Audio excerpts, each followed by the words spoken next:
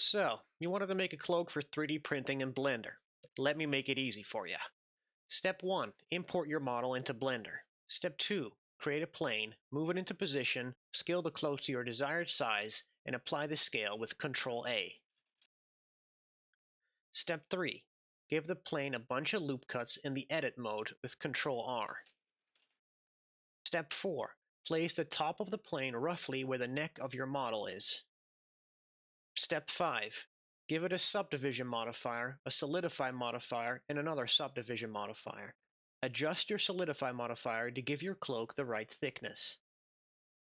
Step 6. Go to the Object Data Properties tab and under Shape Keys, press the plus button. Press the plus button again, select key 1, and set the value to 1.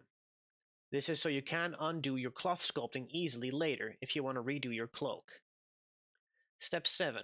Go into Sculpt mode, select the Mask tool, and mask off the area that you want to keep in place. Step 8. Select the Pose tool, increase the IK segments, set the deformation target to cloth simulation, and set the deformation to rotate/twist. Step 9. Use the Pose tool to drag the cloak into your desired simulated position.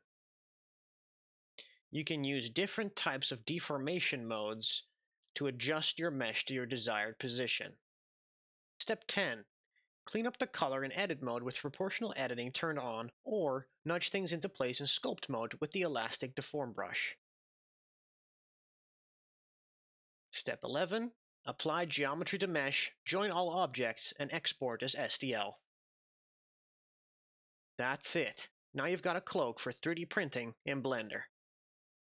Join my Discord to get this file and a bunch of pre-made cloaks for free. Like this video and subscribe to my channel. Also, buy my models via my website, ProxyBrewer.com.